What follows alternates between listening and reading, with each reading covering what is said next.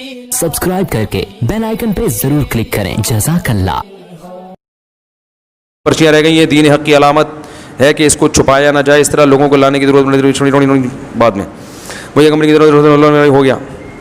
आखिरी सवाल, मौलाना साहब मेरा और मेरे शौहर का जहन एक ही है, कितने खुशकिस्मत लोग हैं कि खातून का और उनके शौहर का जहन बिल्कुल एक, वरना अक्सर ख़वातीन कहती हैं मेरा मेरे मियाँ से दिमाग बिल्कुल भी नहीं मिलता, लेकिन बहरहाल बहुत अच्छे हैं। जब से शादी हुई तब से हम दोनों में बनती नहीं है। अजीब, वो अक्सर सास नंदों की बातों में आकर मुझे मारते पीटते झगड़ा करते हैं, जिसकी वजह से मैं उनसे बहुत परेशान हूँ। मैं अभी अम्मी के घर पर रुकी हुई हूँ, वो लेने नहीं आ रहे, मैं क्या करूँ? अच्छा है लेने नहीं आ रहे, वरना फिर पिटेंगी, और क्या है, लेने आएंगे फिर सास। ओ भाई देखो, एक बात याद रखो, इसमें बैलेंस करना बहुत ज़रूरी है। बैलेंस बहुत ज़रूरी, ना अम्मा की वजह से बीवी पे जुल्म करो और ना बीवी की वजह से अम्मा और बहनों पे। समझ रहे हैं ना? फुक़हा ने यह मसला बयान किया है कि बेगम को ऐसी ज़िंदगी देना ज़रूरी है जहाँ ज़बरदस्ती की कोई शौहर के रिश्तेदारों में कोई मुदाखलत ना करे, ज़बरदस्ती की।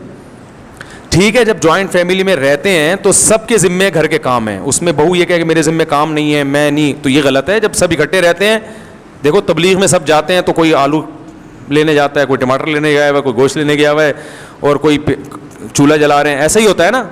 अब उसमें क्या मेरे ज़िम्मे आलू, मैं तो इंजीनियर हूँ, मैं तो क्या हूँ, इंजीनियर हूँ, मेरे ज़िम्मे आलू काटना नहीं है, तो उसे कहा जाएगा आप इंजीनियर हैं अपने ऑफिस में, यहाँ आप इंजीनियर नहीं हैं, आप एक जमात के एक शरीक हैं, तो कामों को डिवाइड किया जाएगा।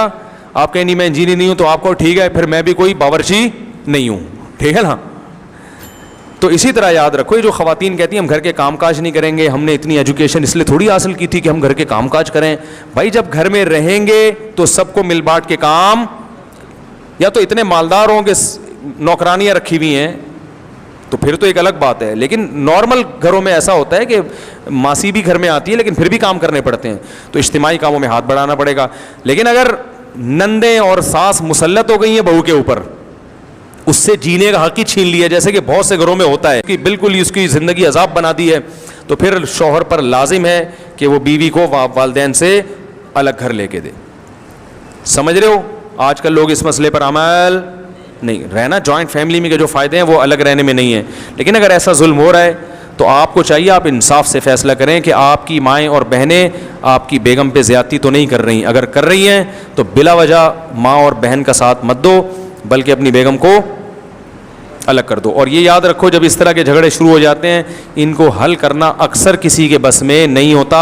आप अगर कोशिश करोगे सही हो जाए, नहीं होंगे, अलग कर दो, ताकि जब बाद में छुरी चाकू निकले और बाल घसीटें और मारें एक दूसरे को, और रेसलिंग का वो एक रिंग बन जाए घर जो है ना, इससे पहले आप उसको अलग कर दो।